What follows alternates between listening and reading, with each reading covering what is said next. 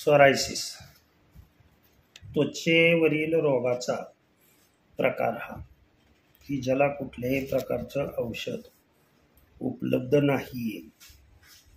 कितीही प्रयत्न केला तरी सुद्धा हा शक्यतो रोग बरा होत नाही. जसं हर्पीज ज्याला नागी किंवा सर्पवेडा असं म्हटलं जातं. वेगवेगळी नाव आहेत. मात्र त्वचेचा विकार काय होतं ते सांगतो मी. एखादी तांबडा चट्टा असा शरीरावरती कुठेही, आता शक्यतो सुरुवात चेहऱ्यापासून होते. लक्षात ठेवा, चेहरे पूर्ण बाद होतात सोरायसिसमुळे. लहान मुलांमध्ये शक्यतो बेंबीच्या जवळ, लहान मुलांमध्ये बेंबीच्या जवळ असा वेढा किंवा पाठीवर, स्त्रियांमध्ये स्तन, पाठ आणि ही जांघेचा भाग, म्हणजे ज्याला गुप्तांग म्हणतो तो भाग, दोन मेमरी ग्लँडच्या मध्ये हा पसरत जातो. लक्षात ठेवा. किंवा पाठीवर.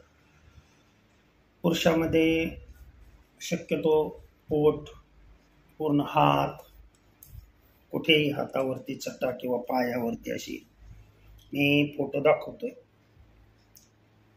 हे अशा प्रकारचे तांबडे चट्टे, कुठंतरी एखादा चट्टा असा निर्माण होतो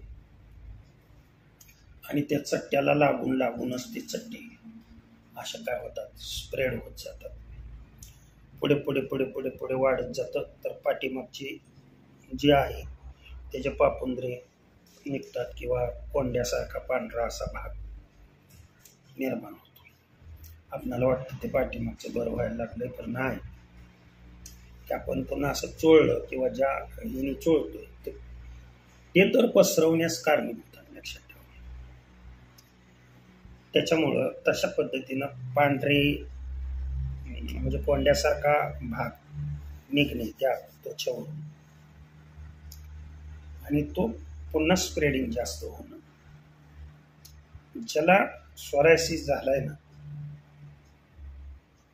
त्याला भेटलं म्हणजे लक्षात येतंय हा सोरायसिस काय आहे. असं मी कितीही सांगितलं की जसं एड्स तसा हा त्वचेचा सोरायसिस आहे. कुष्ठरोग थोडक्यात कुठेही होतो, हातावर, पंजावरती, कुठेही, कुठल्याही शरीराच्या कोणत्याही भागावरती होऊ शकतो. आता कारण अनेक आहेत. रोग कसा होतो तर शरीरात, लक्षात ठेवा, अचानक एन्व्हायरमेंटल मध्ये होणारे बदल आणि शरीरात होणारे बदल, आतले बदल आणि बाहेरचे बदल. शरीरात होणारे बदल म्हणजे कोणते? Immuno power. हे इम्युनो पॉवर वाजवीपेक्षा जास्त कमी होणे किंवा इम्युनो पॉवर रोगप्रतिकारक क्षमता ज्याला म्हणतो ती वाजवीपेक्षा जास्त होणे, सक्रिय होणे. आपण म्हणत नाही उष्णता भडकली, येते का लक्षात? अतिउष्णता म्हणजे कुठलं बी एक्सिस ऑफ झालं की ह्याची लागण अगदी निश्चित त्याचं रूपांतर सोरायसिस किंवा हर्पीस, म्हणजे याला वाग्रबी म्हणतात. लक्षात ठेवा. वेगवेगळी नाव आहेत त्याला. हर्पीज, इरासिपलिस किंवा दाहुरं, सर्पवेडा अशी वेगवेगळी नाव आहेत. नागी. फक्त हा चर्मरोग आहे, हा बरा होत नाही. याच्यावरती आयुर्वेदामध्ये गुणकारी औषध आहेत. ही आयुर्वेदामध्ये औषधं सांगण्यापूर्वी अन्न जे आहे ते असं जर झालं तर पहिलं प्रिकॉशन काय घ्यायचं ते पहा. दही असतं ना, दही, हे दही